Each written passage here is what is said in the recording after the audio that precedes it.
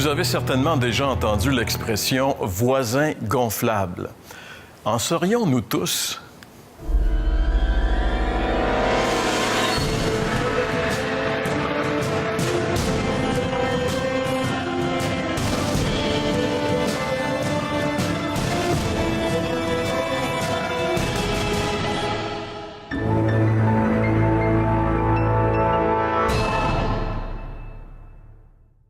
Bonjour et bienvenue à l'émission L'heure de la bonne nouvelle. On est déjà rendu à la 10e et dernière émission de cette série dont le thème est « Libéré pour vivre libre ». Qui ne veut pas expérimenter cette liberté merveilleuse que la Bible nous propose? Et c'est ce qu'on a essayé de démontrer à travers toute cette série et qu'on va continuer de faire aujourd'hui avec les deux derniers commandements dont on va parler aujourd'hui qui sont « et le vol » et la convoitise. Et pour ce faire, j'ai le plaisir d'accueillir mes collègues. François, bonjour. Bonjour Jean-Pierre. Ainsi que Jeff. Bonjour Jeff. Messieurs. Alors, c'est sûr que lorsqu'on parle de thèmes comme ceux-là, c'est pas toujours évident parce que, je veux dire, le vol, la convoitise, on sait très bien qu'on est touché quelque part avec ça, mais l'avouer, c'est pas évident. Et peut-être que, François, tu as eu des surprises dans le Vox Pop que tu as tourné. Bien, écoute, j'ai posé la question, Jean-Pierre, en relation avec le vol et la convoitise, et puis on écoute ensemble les réponses. Est-ce que tu trouves que notre société est de plus en plus malhonnête? Malhonnête? C'est une excellente question. Vite comme ça, je penserais pas. Non? Je pense que le monde sont hypocrites en général. Oui, on dit pas toujours la vérité. Je trouve que c'est caché. Non, je trouve pas. Non, je pense pas. Je dirais plus individualiste. Donc ça implique un peu de mensonge, forcément, oui. Est-ce que vous avez déjà été victime d'un vol dans votre vie? D'un vol? Non. Non, jamais. Des petits vols là, à l'école, mais jamais sans plus. Oui. D'un vol ici au Québec, non, mais je viens de Belgique, puis à Bruxelles, souvent. Ça arrive très, très souvent. Mettons, tu serais victime d'un vol majeur. Je sais pas, tu arrives dans ton appart, puis toutes tes choses de valeur sont parties. Comment tu te sentirais? Plutôt déstabilisé. C'est sûr que le premier réflexe serait d'être frustré puis avoir peur, je dirais. C'est sûr, je serais frustré, là, parce que j'aime pas ça qu'on me faire voler les choses. C'est sûr que je serais fâchée, là. Frustré, je dirais. Est-ce que ça t'arrive des fois, toi, de porter un regard envieux sur quelque chose que t'as pas? Non. Ben oui, c'est certain. Ben oui, là, c'est sûr. Et oui, mais je vais faire en conséquence de pouvoir les obtenir honnêtement. Encore une fois, je pense, François, que les gens sont unanimes sur un point. Tu sais, je veux dire, c'est sûr que voler, c'est peut-être quelque chose qu'on fera pas, mais se faire voler, c'est vraiment quelque chose de terrible. Bien, c'est ça. Moi, écoute, Jean-Pierre, j'ai déjà été victime de 3 fois cambriolage de ma maison. Et je me rappelle, la première fois, j'ai été vraiment renversé parce que, tu sais, il y avait des tiroirs même de mes sous-vêtements qui avaient été ouverts, tu sais. Et tu sais, l'expression d'être violé, là, j'ai comme un peu réalisé qu'est-ce que ça voulait dire. Puis je me rappelle la nuit qui a suivi, là, toute la nuit, je pensais si on était arrivé lorsque, par exemple, le voleur était encore là, j'aurais fait quoi? J'aurais pris une chaise. Tu sais, j'avais vraiment une impression d'être... on manquait de respect envers moi. Tu sais, c'était vraiment un sentiment très désagréable. Donc, l'idée de convoiter, c'est une chose, mais il semble avoir une grosse différence entre la convoitise et puis le vol comme tel, parce qu'on ne réalise pas qu'est-ce qu'on fait aux victimes. Oui, c'est ça. Mais de toute façon, on va, dans l'émission, un petit peu plus tard, on va faire la différence entre le vol et la convoitise, parce que c'est pas exactement la même chose, mais quand même, ça se ressemble beaucoup. Mais ce qu'on aimerait voir maintenant, c'est peut-être la cause. Pourquoi est-ce que les gens vont voler? Pourquoi est-ce que les gens vont convoiter par jalousie, ce que les autres possèdent? Alors, je veux l'avoir parce que si je ne l'ai pas, il me semble que je suis inférieur ou quoi que ce soit. Et dans l'Épître aux Hébreux, l'auteur nous donne ici une piste assez intéressante. Il dit « Votre conduite ne doit pas être déterminée par l'amour de l'argent. Contentez-vous de ce que vous avez, car Dieu a dit « Je ne te délaisserai pas, je ne t'abandonnerai jamais. » Être certain qu'il y a un Dieu qui existe et qui veille sur moi, je veux dire, ça doit donner une sécurité tout à fait incroyable. Parce que le vol ou la convoitise, il y a une insécurité dans ça aussi. On veut acquérir des choses pour essayer de démontrer qu'on est quelqu'un jusqu'à un certain point, tu sais. Puis peut-être pour se valoriser, peut-être jusqu'à un certain point. Pour la convoitise, sûrement, là. Le vol, peut-être, lui, il y a d'autres motivations, comme une personne est pauvre, puis elle a faim, puis elle ne connaît pas les promesses de Dieu, elle n'a pas eu cette rencontre avec Dieu qui s'engage, parce que Dieu, dans sa promesse, s'engage à ce qu'on manquera de rien. Donc, si on ne connaît pas Dieu, on se sent tout seul dans le monde, on a peur, on n'a pas peut-être ce qu'il faut, et puis là, on va voler. La convoitise, comme tu dis, ça a une autre motivation, parce que les gens qui convoitent, c'est pas nécessairement qu'ils ont besoin ce qu'ils vont aller chercher. C'est pas parce qu'ils ont tellement faim qu'ils vont aller chercher le morceau de pain qui traîne. Ils ont besoin de quelque chose de plus fondamental en eux. Ils ont besoin de valeur. Et c'est l'objet qui appartient à quelqu'un qui va commencer à leur donner de la valeur. Donc, c'est pas juste l'objet en passant. C'est sûr qu'on va essayer de le définir un peu plus clairement après, là. Mais c'est une motivation complètement différente. Et puis c'est vraiment intéressant parce que toute notre économie est basée sur ce principe-là de convoiter. On enlève le désir aux gens, qui est de posséder sans arrêt plus, et puis là, on vient un crash économique terrible. On bâtit tout sur briser le 10e commandement pour que l'économie marche. En réalité, c'est ça. C'est nourrir la convoitise qui est dans le cœur de tous les individus. Et ça donne ce qu'on connaît, ce qu'on appelle habituellement la société de consommation, où on est bombardé par toutes sortes de publicités à cœur de jour, où on nous oblige finalement à acheter telle affaire. Si je veux vraiment plaire à telle personne, je dois m'habiller de telle façon, prendre telle auto, manger tel aliment. Tu sais, je veux dire, on est conditionné, on n'a plus de liberté, mais c'est la société dans laquelle on est. Et ce qui est le point de départ de tout ça, c'est vraiment ce qui est dans le cœur de l'homme, c'est-à-dire cette soif comme Jeff le disait, de se trouver une valeur, de se valoriser par des choses, et souvent par la chose qui me manque, mais que mon voisin, lui, il a, puis moi, j'ai pas. Et ça, c'est terrible. Et c'est la même chose lorsqu'il arrive quelque chose de bon à quelqu'un qui va, je sais pas, gagner la loterie ou avoir une promotion dans son travail, peu importe. Très souvent, est-ce qu'on se réjouit... C'est difficile de se réjouir. Est-ce qu'on se réjouit pleinement avec cette personne-là? Est-ce qu'on peut dire, je suis vraiment content pour toi, là, tu sais. Puis si tu dis ça, c'est peut-être que tu aimerais un peu avoir de ce qu'elle a eu. Un petit pourcentage, peut-être.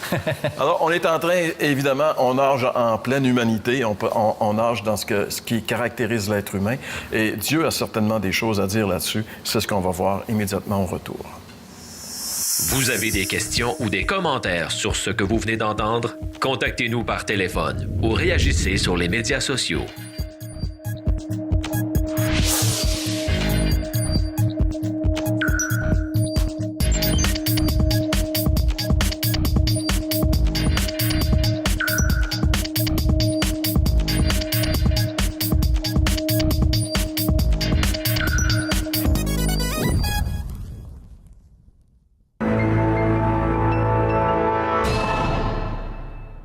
Encore une fois, pour connaître le point de vue de Dieu sur le vol et la convoitise, nous retournons à la Bible, la parole de Dieu, dans Exode chapitre 20.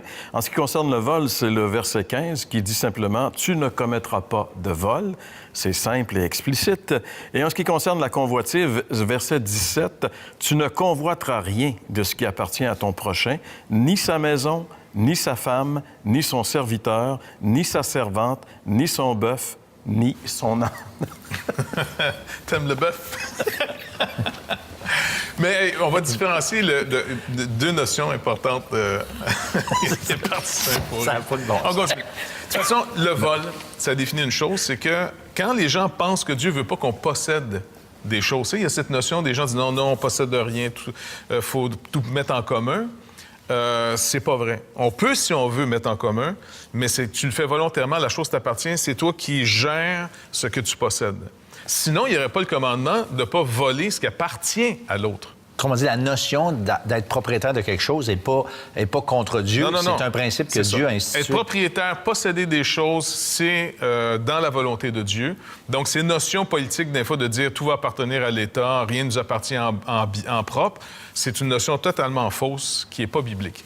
Bibliquement, Dieu donne des lots aux gens, il donne des capacités aux gens, et tu vas finalement posséder le fruit de ton travail. Ça marche ta maison, ainsi de suite. Le vol... Si quelqu'un vole, quelqu'un viole ce principe de quelque chose m'appartient. Mais la convoitise, ça vient toucher un autre domaine de nos vies qui est beaucoup plus subtil. Puis il y a un homme qui vit encore, il est quand même rendu assez vieux, qui s'appelle René Girard. Il a fait sa thèse là-dessus.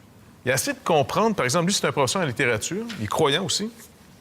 Et puis, dans un de ses premiers contrats, c'est un Français, on lui a demandé de venir aux États-Unis, puis bon, d'enseigner les grands auteurs. Ça marche, Shakespeare et compagnie. Fait que là, il était pour faire son cours comme tout le monde. On va essayer de trouver la distinction de chacun. Shakespeare, c'est ça, ainsi de suite. Bon. Mais il s'est dit, je vais faire quelque chose de différent. On va essayer de trouver qu'est-ce qu'ils avaient en commun. Et c'est là qu'il a découvert ce fameux principe de la convoitise. Toutes les valeurs sont déterminées par une troisième personne. En d'autres mots, entre moi et toi, il y a une autre personne. Là, c'est Jean-Pierre, mais c'est pas vraiment lui. Parce que la valeur que je t'attribue, c'est une valeur qui me vient par, on pourrait dire, dans ma tête, il y a un balcon, là. Et puis ce balcon-là, c'est devant ce balcon-là que je vis. Et sur ce balcon est assis toutes sortes de personnalités qui vont déterminer les valeurs de ma vie et les valeurs de tout ce qu'il y a entre moi et les autres. Et quand quelqu'un, finalement, convoite, c'est qu'il est en train de désirer pas l'objet, mais ce que la personne donne comme valeur à l'objet. C'est pour ça qu'on peut acheter, puis je connais un gars même qui s'est acheté une balle de baseball. C'est pas toi qui avais acheté une balle de baseball? Non, mais elle m'avait été donnée. OK, elle t'a été donnée. Par Tim Burke, ouais, authentifié. Et donc, c'est plus qu'une balle de baseball. Pourtant, c'est juste une balle de baseball. Mais elle a la valeur de ce qu'elle a appartenu. Et comme Tim Burke n'a jamais été un grand joueur professionnel, en fait, qui a été devenu une vedette, la balle n'a jamais valu plus qu'une balle de baseball. Non, mais ça confirme. Oui, ça fait que ça donne pas de valeur parce que le gars, il est peut-être pas si bon. Mais, je sais pas, moi, il y a des gens qui sont prêts à acheter quasiment un mouchoir d'une vedette, tu sais. Oh, oui. Il y a toutes sortes de choses. Parce que ça a appartenu à la personne. Ça, c'est le principe de la convoitise. Et donc, ça vient de où? Ça vient de mon fameux balcon. Et qui donne de la valeur? Par exemple, pourquoi des gens veulent être photographiés à côté d'un artiste populaire? Pourquoi tu ne vas pas te faire photographier à côté d'un has-been? Parce qu'il est justement passé, la foule ne le regarde plus. Et ça donne l'impression aux gens que si je suis à côté de quelqu'un que la foule regarde, ça me donne cette valeur. Ouais. C'est comme quasiment du vampirisme. Ouais. J'essaie finalement de siphonner de l'importance par l'importance d'un autre. Et ce commandement met vraiment un besoin fondamental. Tu vas te contenter de ce que je te donne, le Seigneur nous dit.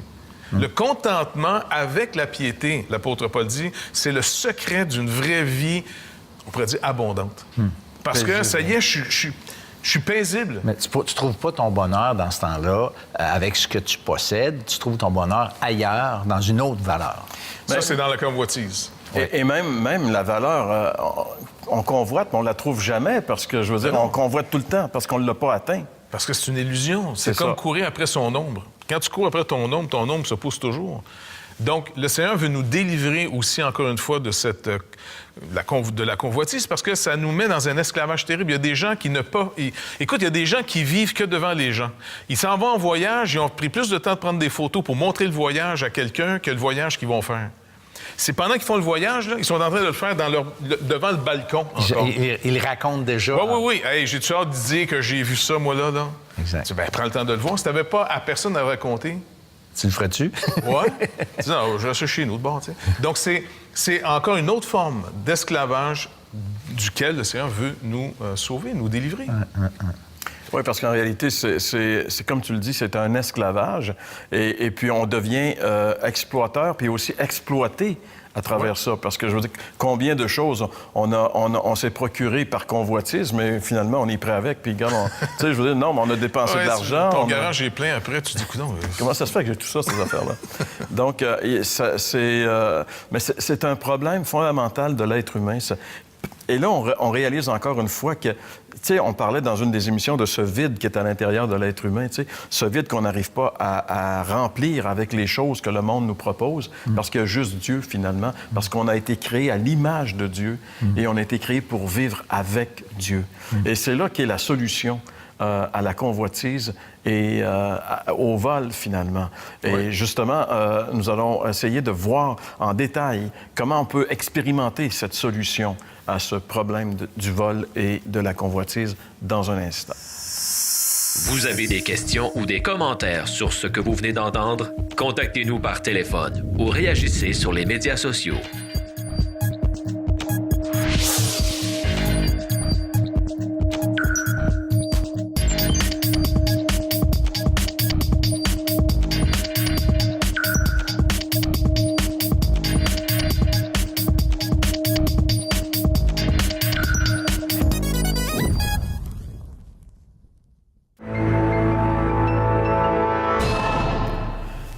Et justement, la solution à ce problème qu'on a évoqué au cours de cette émission, c'est-à-dire cette convoitise, ce désir inassouvi qu'on n'arrive jamais à assouvir, de posséder des choses pour se valoriser, pour arriver enfin à nos yeux à valoir quelque chose, à être important.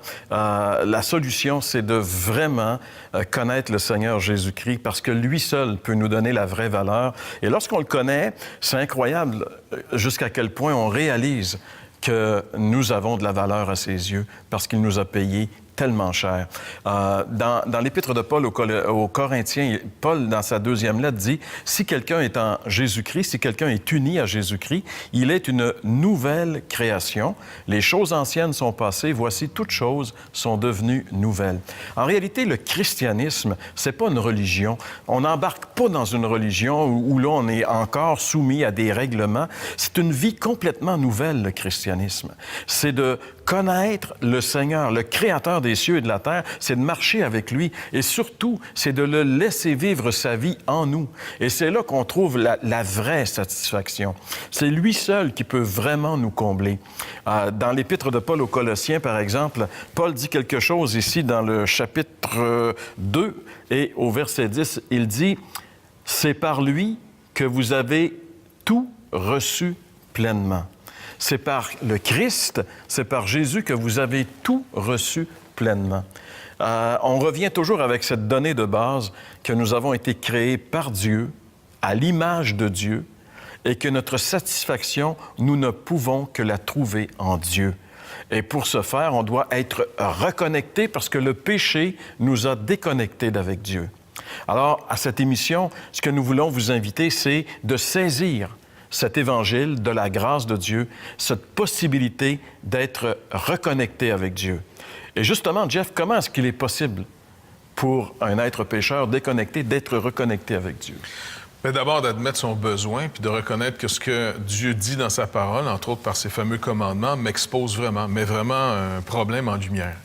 Donc, mon problème de la convoitise vient de mon manque de valeur, ou pire, je suis esclave du point de vue. Pour reprendre l'illustration du balcon, je suis, au fond, en train de vivre ma vie devant des gens qui ont pris une certaine importance dans ma vie. Ça peut être même une image de moi-même, ça peut être mes parents, ça peut être la société, ça peut être peu importe. Il y a des gens qui déterminent un peu ma valeur ou ce que je vais acquérir. Le vol, lui, qui est de posséder quelque chose qui me manque, parce que des fois, ça peut être un vol parce que les gens pensent qu'ils vont pas pouvoir manger. Dans le sens, Bon, bien, ces gens-là, comme pour ceux qui ont besoin de valeur, on doit tous dire que, Seigneur, j'ai des besoins, je ne sais pas comment les combler.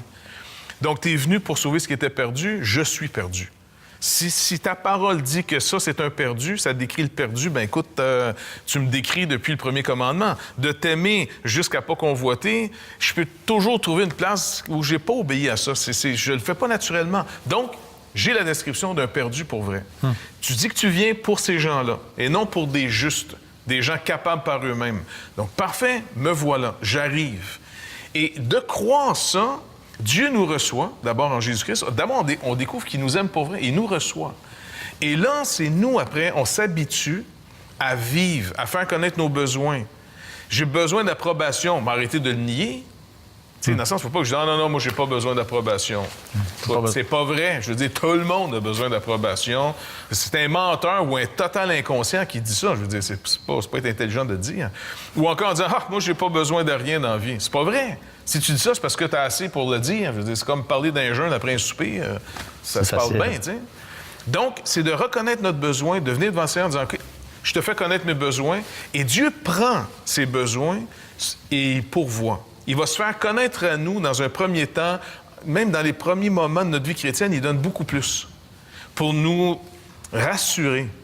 Et un coup qu'il nous a rassurés, il veut développer ce rapport de confiance. On se rappelle que le péché, quand on tombe esclave du péché, ça brise les relations, ça brise la confiance. Donc Dieu rétablit entre moi et lui la confiance. Ce qu'il veut de moi, c'est que j'ai confiance en lui, en Jésus-Christ, son œuvre à lui, pas en moi. La religion, c'est j'ai confiance dans ce que j'ai fait. Donc, Dieu doit sûrement être content. Regarde ce que j'ai fait. Le Seigneur dit non, c'est pas le chemin. Le chemin, c'est que tu vas regarder ce que moi j'ai fait pour toi et je veux que tu me fasses confiance. Je vais gagner ta confiance. Et là, le Seigneur peut nous amener de plus en plus, il a amené même certains hommes, certaines femmes, à tellement avoir confiance en lui, comme on a le témoignage des apôtres, qui n'ont pas eu peur même de perdre leur vie à cause de lui. Écoute, ils ne sont pas morts comme des victimes. Ils ont triomphé du monde. Le monde essaie de se sauver par lui-même. Le chrétien dit non, le monde ne pourra jamais s'en sortir par lui-même. Je ne pourrai jamais m'en sortir par moi-même. Alors, Seigneur, me voici, je viens à toi, car tu dis que tu es venu sauver ce qui était perdu.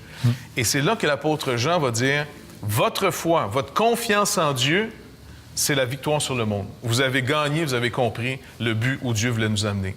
Et là, le croyant commence déjà dans cette vie à vivre une vie où il est rassasié, avec peu ou avec beaucoup. Peu importe comment Dieu lui permet d'avoir. C'est pas une question de mesure. Comme Paul, hein? Paul, il dit, j'ai appris à être content dans la pauvreté puis dans l'abondance. Exactement. Parce que Christ était sa garantie, que même quand il m'en manque, le Seigneur disait, non, c'est prévu, fais-moi confiance. OK.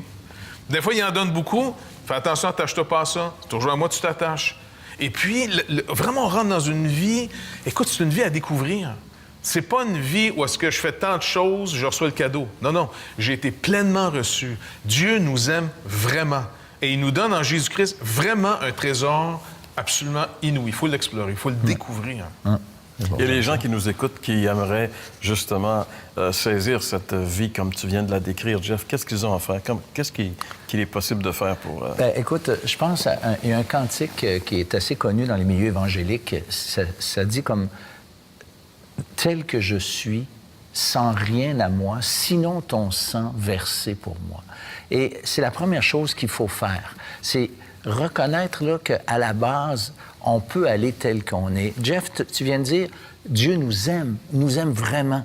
Et on a tendance à penser que Dieu nous aime juste si on est bon, si on est correct, si on n'a pas fait certains péchés. Mais c'est pas vrai. Dieu nous aime tel qu'on est. Mais comme quelqu'un avait déjà dit, Dieu nous aime trop pour nous laisser tel qu'on est. Mais il veut qu'on vienne à lui. Il veut qu'on le reçoive comme celui qui a payé la dette. Lorsque Jésus était sur la croix du Calvaire et qu'il a crié « Mon Dieu, pourquoi m'as-tu abandonné? » C'est parce qu'à ce moment-là, il prenait mon péché, ma faute. Et c'est en venant à lui, en le reconnaissant et en sachant que toutes les aspirations que j'ai pour recevoir, convoiter, toutes les choses que je désire, qui pensent qu'ils vont m'apporter le bonheur, reconnaître que ces choses-là, c'est jamais ça qui vont m'apporter le bonheur. Alors, tel que vous êtes, là où vous êtes, je vous invite à prendre cette décision et jamais, comme à la femme samaritaine dans l'Évangile, jamais vous n'aurez encore soif. Vous aimeriez entendre le témoignage de gens transformés par le message de l'Évangile? L'heure de la bonne nouvelle vous invite à participer à un des nombreux déjeuners de l'espoir. Ces déjeuners ont lieu dans plusieurs restaurants réputés de la province et vous sont offerts tout à fait gratuitement. Pour connaître les détails concernant l'endroit, la date et l'heure pour votre région, composez le numéro sans frais 1-866-509-1319 ou consultez le site web www.déjeuner.org. Alors, Jeff, peut-être pour éviter tout malentendu, au cas où il y a des gens qui auraient pensé qu'on aurait laissé supposer que voler, ça pouvait être acceptable dans certains cas, peut-être ce serait bien de vérifier ça. Le vol, ça reste toujours mal parce qu'en réalité, j'ai pris ce que Dieu avait donné droit à quelqu'un de posséder. Je prends le travail d'un autre, je prends les choses d'un autre, et puis mes besoins ne justifieront jamais un vol. Point final à la ligne.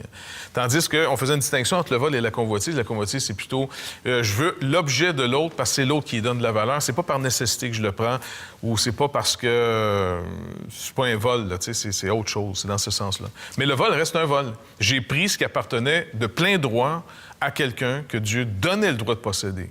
L'idée de voler pour manger parce qu'on a faim est aussi condamnée. Là. La parole de Dieu est claire là-dessus.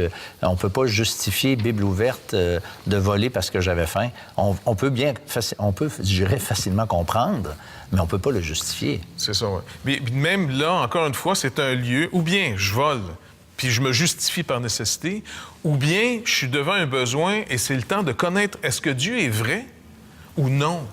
C'est ça le but, finalement, des commandements. Le but du commandement, c'est de me montrer, regarde, tu as fait une vie sans moi, là. Viens me faire confiance en Jésus-Christ. J'ai dit que je m'occuperais de toi. Viens vers moi. Et c'est comme ça que... Alors, finalement, tous les commandements qu'on a regardés au cours de cette émission, c'est justement des faux fuyants pour essayer justement de laisser Dieu de côté pour je vais régler mes problèmes moi-même, je vais faire les choses par moi-même. Et c'est pour ça que la vraie solution, en fait, ce qu'on a dit durant l'émission, lorsqu'on on amène l'Évangile comme étant la solution au problème du péché, peu importe la façon dont il se manifeste dans nos vies, ça revient toujours au même, c'est-à-dire qu'en venant à Jésus, on va trouver notre satisfaction parce que Dieu seul va nous satisfaire. Donc, on termine cette série. Merci, François, pour cette série. Merci, Jeff. C'était la première fois que tu participais avec nous à une série à l'heure de la bonne nouvelle. On a beaucoup apprécié, puis on espère qu'on est convaincus que les gens aussi ont apprécié. Et durant l'été, si jamais vous voulez communiquer avec nous, nos coordonnées vont apparaître sur notre site Internet ou à l'adresse courriel que vous allez voir. Nous sommes disponibles en tout temps pour répondre à vos questions. Et on vous remercie aussi toutes les personnes qui nous ont soutenus par leurs prières, qui ont été avec nous, qui nous ont accompagnés pour qu'on puisse, cette année, encore une fois, avoir le privilège de présenter le merveilleux message de l'Évangile qui nous présente la merveilleuse et adorable personne de notre Seigneur Jésus-Christ. L'heure de la bonne nouvelle tient à remercier Pierre Baraquette, gestionnaire de l'édifice Lampron de Trois-Rivières, lieu patrimonial où ont été tournées les émissions de la série 2014.